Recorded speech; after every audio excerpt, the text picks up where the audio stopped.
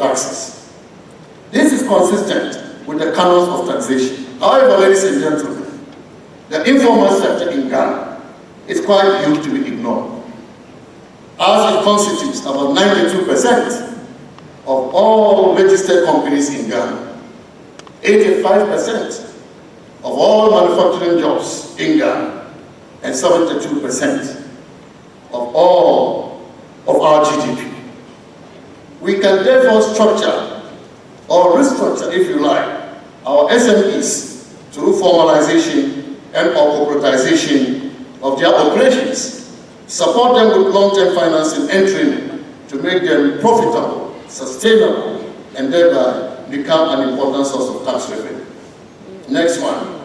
Tax policy and administration is an... I'm really excited that you are within this great institution situated here in the Medina constituency, hosting this national dialogue. It is a very, very significant dialogue because recently I had the opportunity to be nominated to serve on the GRA board. And for that reason, a conversation like this and the recommendation. We are going to get our keynote messages now, but to set the pace for that, or to set a tone for that, we will show you a non-fictional film presenting you the facts as it is. So while we prepare for our keynote speeches, let's watch this short documentary and then...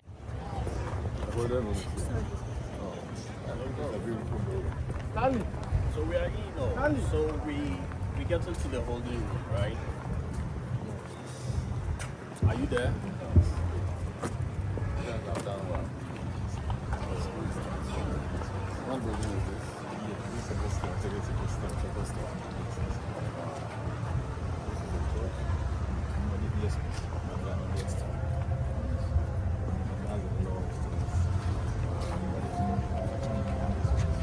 How do you start? How are you? Thank you, sir. Welcome, sir. Thank you.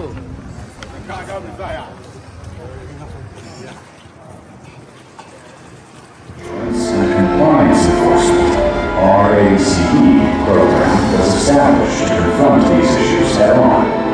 Through innovative strategies, RACE aims to track and reduce revenue leakages, ensuring that more funds reach the government coffers. RACE works tirelessly to monitor key sectors such as petroleum, mining, and customs, where leakages have been most prevalent. By implementing tighter compliance checks and utilizing technology, RACE is revolutionizing the way Ghana collects its tax revenue.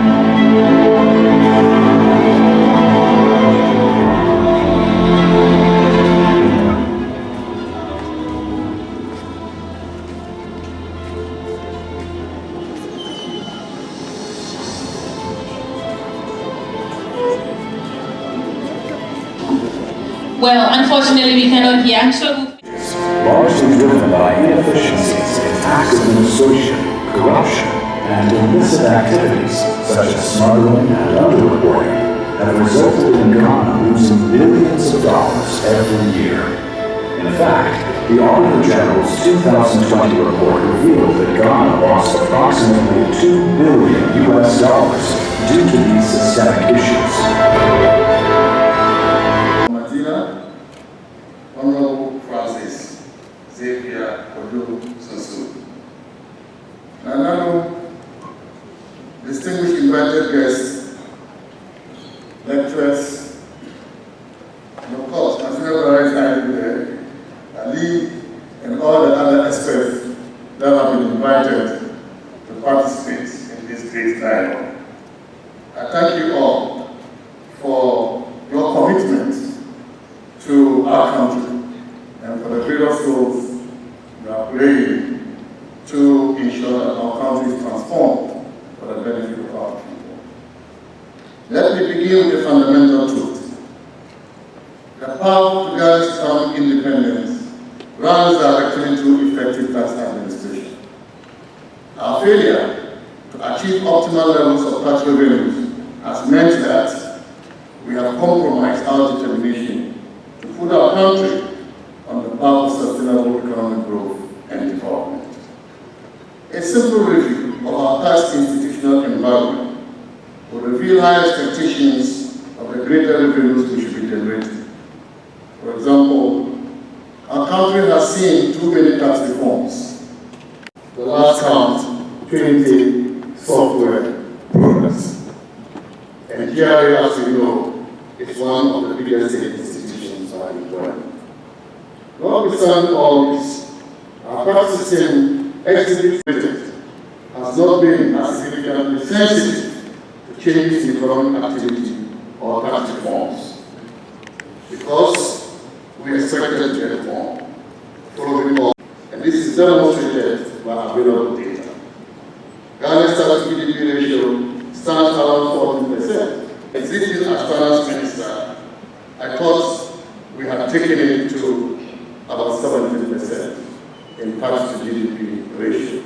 But once the GDP data was revised, it brought us back to around 40%, which means that there is potential and we can do better given the size of GDP that we have today. Ladies and gentlemen, while this represents some improvement, it still falls below the sub-Saharan African average of 16% and far below the OECD average of 30%. Demonstrate that our challenges as a country are not a shortage of tax instruments or tax reforms, but rather their effective administration and implementation. And the effects of not realizing our tax potential are staggering. They represent the much needed schools that are not built, the hospitals that are not equipped, and the roads that are not paved. In fact, our development financing needs continue to grow as the infrastructure deficit remains very high at $15 billion for the next 10 years. This gives you an average of $1.5 billion a year. Unstable power supply, which has resulted in efficiency cost of $1.1 billion to the economy, and a housing deficit of 2 million units, just to mention a few. While we struggle with domestic resource mobilization, the global landscape of the most significant cuts. Moreover, ladies and gentlemen, we operate within an environment where approximately $88.6 billion leave the African continent through illicit financial flows. Altogether, the developed world is becoming increasingly protective. As the global north turns inwards, we, the global south, particularly in Ghana, must tend towards prioritizing domestic efforts and mobilizing resources and prudently managing these resources for the betterment of our people. Our revenue sources, tax and non-tax revenue, bilateral loans, and borrowing from domestic and international capital markets remain woefully inadequate to finance our growth and development.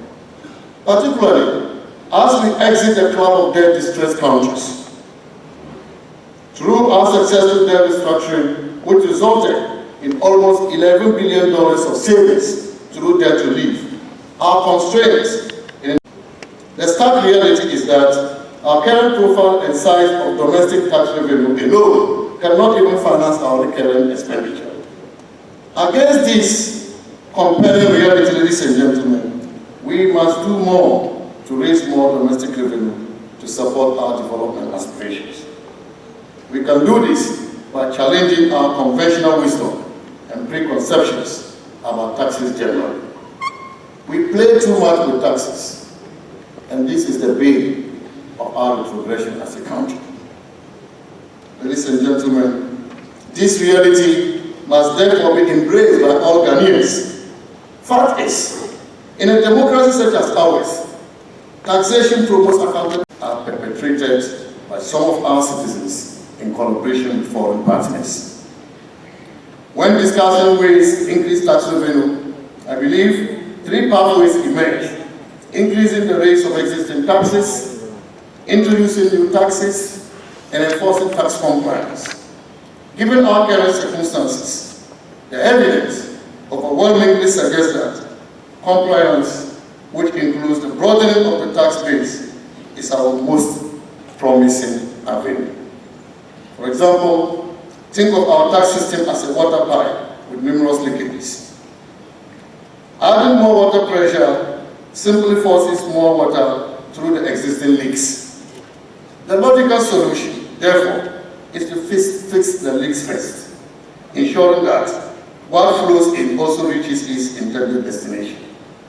As a result of the leaks in our tax system, tax administration must sit at the center of our tax efforts. With a more efficient and effective tax administration system that ensures compliance, transparency, and accountability, we have the potential to achieve a tax-to-GDP ratio beyond the sub-Saharan African average of 16% and move toward the OECD average in the long term. Several key reforms were introduced between 2017 and 2024 to overcome the challenges hindering our tax revenue mobilization potential. Key among these are the Revenue Assurance, Compliance, and Enforcement Initiative, RACE, and the Integrated Customs Management System, ICOMS. However, the most far-reaching benefits of RACE and ICOMS are the extent of leakages revealed in our tax system. Some of the findings include the following. The free zones audit, which we conducted, showed that the non-enforcement of the letter of commitment did a major blow to our country. This was therefore introduced, taking effect from February 2024. A customs infrastructure audit, which we also conducted, revealed major scanner inefficiencies and lack of integration with ICOMS at key bodies, including Aflao, Elugu, and Takrady. We engaged 12 mining and oil companies for post-clearance audit, which uncovered potential mismatches between declarations and actual exports. We engaged top 40 exporters, and we identified many unpaid taxes by them. We managed to recover some of them. And so to address some of these challenges, we further streamlined customs processes as well as data management and enabled cross-border risk profiling. We recently, ladies and gentlemen, also implemented some other measures initiated at the Ministry of Finance to address tax revenue leakages. And number one, that is at the core of our strategy, is the medium-term revenue strategy, 2024 to 2027, which provides a clear path on legislative, policy, and administrative reforms needed to increase revenue and block the leakages. The MTRS, as we call it, is effectively a roadmap for the transformation of the tax architecture. We also launched a comprehensive digitalization drive to streamline tax administration and reduce the heavy dependence on human interventions that create opportunities for leakage. This is what we call faceless tax system. When we remove the human element from routine tax processes, we minimize corruption and maximize compliance. The personal identification numbers of all Ghanaian citizens who have registered for the Ghana card, now integrated with the tax system, has also made it easier, far easier indeed, for tax authorities to identify all eligible taxpayers. We invested in building the capacity of GRA officers to effectively engage with multinational companies. These companies employ sophisticated tax consultants to minimize their tax liabilities. We designed a strategic communication plan that prioritizes sustained civic education across the country to build tax-compliant citizens. A cornerstone of our reform measures was also the rollout of the electronic VAT, the EVAT scheme, which enables the government to gather real-time data on taxpayers, particularly institutional ones, for the first time in the history of GRA. Even though, ladies and gentlemen, these reforms are expected to have far-reaching impact, there are still major challenges to be addressed, particularly in tax administration, tax scoping and design, as well as revenue maximization. Ladies and gentlemen, I would like at this stage to make some key observations which will likely affect tax administration and tax revenue maximization going forward. Number one, high-income sectors like the extractive industries offer boundless opportunities to mobilize tax revenue. It was Otto and his colleagues in 2006 who said, and I quote, "In matters of mining taxation, Governments rarely believe that companies pay too much tax. Companies rarely believe that they pay too little tax. And citizens rarely believe that they actually see tangible benefits from the taxes that are paid, unquote. And so this tells you mining taxation is a complex arena, and we therefore need to find ways to tackle these problems associated with the mining sector. But what is clear to me, ladies and gentlemen, is that the current approach to taxing this sector in Africa, including Ghana, creates uncertainty, which could dampen investments in the sector overall. I do not believe that we should tax windfalls from mining companies by using tax handles outside the mineral agreements, such as what we experienced with the increase in the growth and sustainability levy on mining companies. I propose instead a comprehensive fiscal regime with windfall tax features, such as resource rent taxes, to be the basis for legislative review and renegotiation of mineral agreements. This way, mining companies will incorporate these fiscal elements into their project assumption, thereby minimizing risk to investment. Number two, illicit financial outflows continue to be a major drain on our revenue potential, yet national legislation is inadequate to address this canker. Aside from strengthening legislation, we must critically examine issues such as debt loading, cost inflation, and cost recovery techniques which are used to understate tax revenues. Some of these practices have already emerged in a recent audit on upstream petroleum taxes by GRA, which have become the result of international arbitration. Number three, the tax base in Ghana is still narrow, as the economy is largely dominated by the informal sector. Tax experts do not support the use of limited resources to pursue low-income earners for taxes. This is consistent with the canons of taxation. However, ladies and gentlemen, the informal sector in Ghana is quite huge to be ignored, as it constitutes about 92% of all registered companies in Ghana, 85% of all manufacturing jobs in Ghana, and 72% of all of our GDP.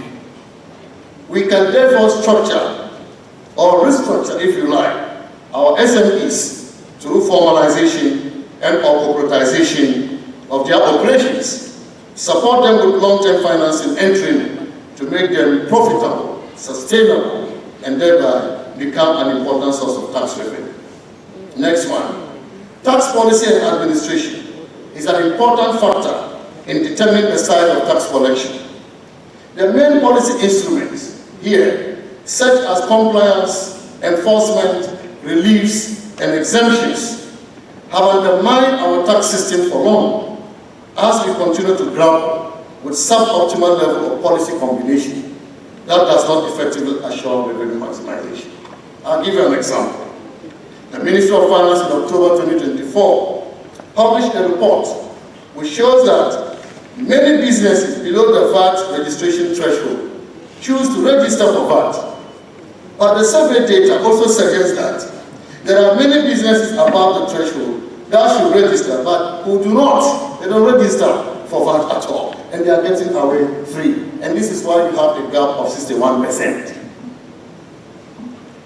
Ladies and gentlemen, a significant share of registered taxpayers also fail to file their tax returns or file a NAR return with zero sales and purchases. This is one reason why improvements in both voluntary compliance and enforcement are an important part of Ghana's medium-term revenue strategy. Next one. Tax instruments are either introduced or abolished without careful consideration of their impact on revenue. For example, a study by the Ministry of Finance again shows that the VAT flat rate scheme, which was open to small taxpayers in 2023, was likely to have both boosted tax revenues and focused the benefits of reduced administration and compliance costs on those who could benefit most from this scheme. Despite this, The government in the 2025 budget statement reversed the scheme. I still do not understand why the reversal in the scheme. I'm sure Prof. Sitting here and Ali will explain to you. Professor Jan, I'm referring to you.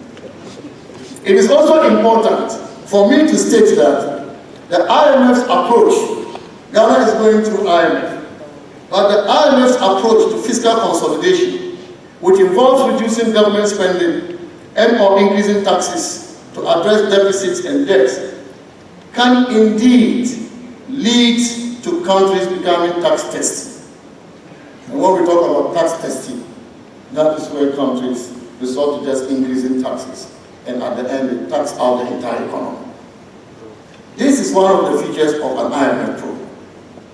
Therefore, the design of most IMF programs, including Ghana's program, gave small premium to tax compliance as a vehicle for increasing tax revenue.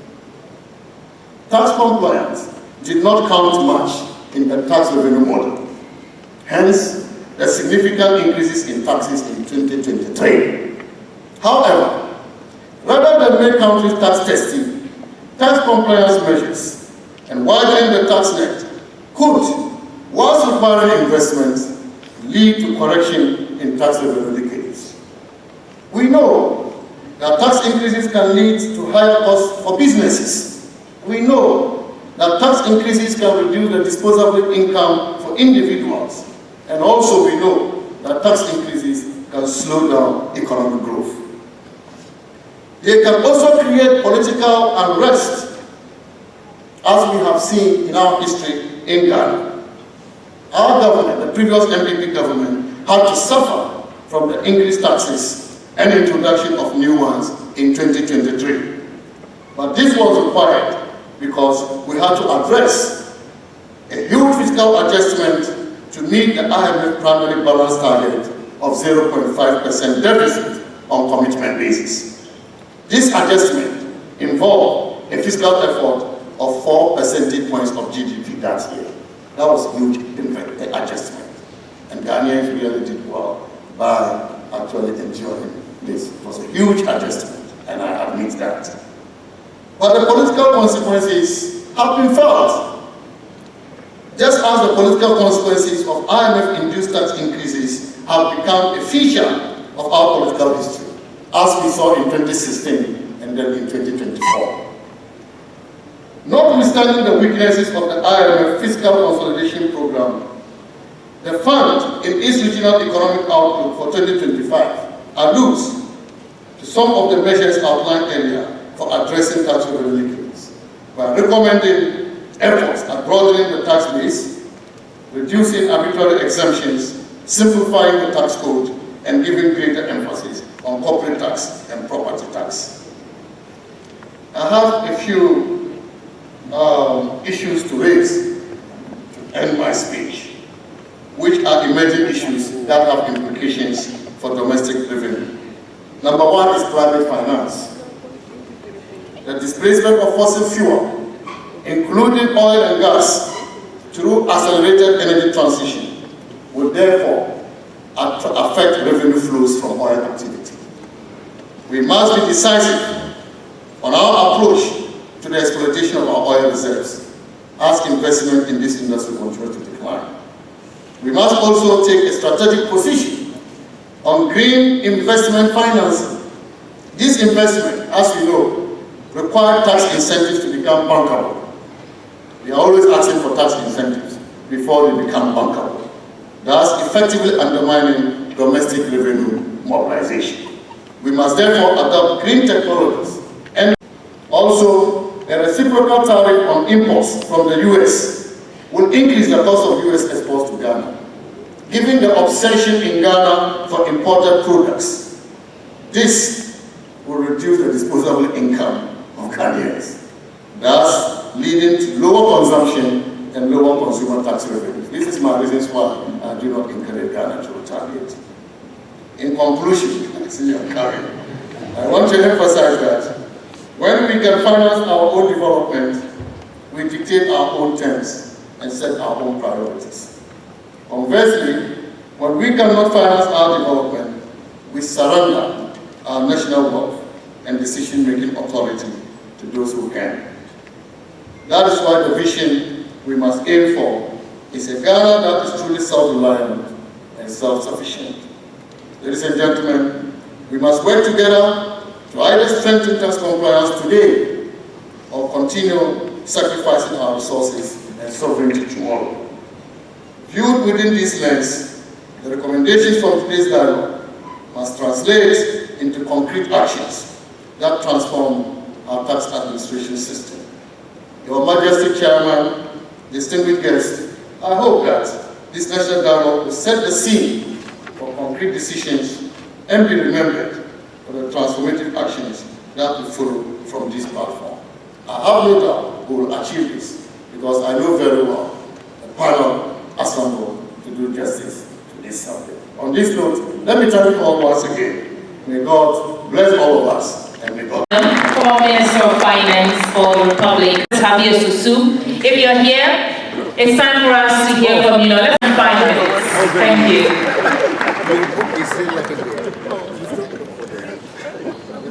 Thank you very much. I'm sure I'll be less than 5 minutes. After all our yesterday's wins, just inspecting people who have struggled through the night and trying to provide them with some support. So I would beg that I'll do this under 5 minutes. And also to beg Naana and all the invited guests that after my brief remark, I'll ask permission so I can be on the field with those who are struggling. Naana, I would beg again to rely on all the protocols that have already been established and to say that I'm really excited that you are within this great institution situated here in the Madina constituency hosting this national dialogue. It is a very, very significant dialogue because recently I had the opportunity to be nominated to serve on the GRA board. And for that reason, a conversation like this and the recommendations that will come out of this conversation will be so key to those of us serving on that board as we provide some guidance and direction and monitoring and supervision for the work at the GRA. So I just want to wish all of you well. I have seen my tax lecturer here, Professor Ali Nachia, and then also seen my mentor and lecturer. I'm not even you not forgive me that I'm forgetting their names. Yeah, from Jan. It's because of their leadership. That is why we are where we are today. There was no way we could make it without their guidance. Please let it to them. Anytime we see them, it's our duty to really acknowledge what they've done with our lives as they watch us go through the law. So you are most welcome. Enjoy your stay, and I can assure you that every recommendation that will come out of this gathering will definitely be implemented to ensure that we shore up tax revenue in Ghana. Thank you very much. God bless. These leakages, largely driven by inefficiencies in tax administration, corruption, and illicit activities such as smuggling and underreporting, have resulted in Ghana losing billions of dollars every year. In fact, the Auditor General's 2020 report revealed that Ghana lost approximately $2 billion due to these systemic issues. Insurance and Compliance Enforcement (RACE) program was established to confront these issues head-on. Through innovative strategies, RACE aims to track and reduce revenue leakages, ensuring that more funds reach the government coffers. RACE works tirelessly to monitor key sectors such as petroleum, mining, and customs, where leakages have been most prevalent. By implementing tighter compliance checks and utilizing technology, RACE is revolutionizing the way Ghana collects its tax revenue.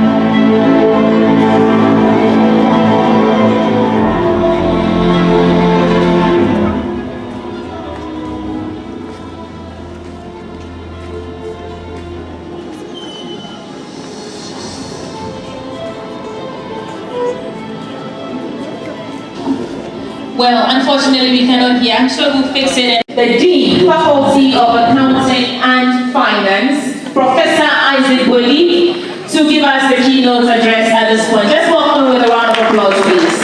August gathering of the current work done on smuggling.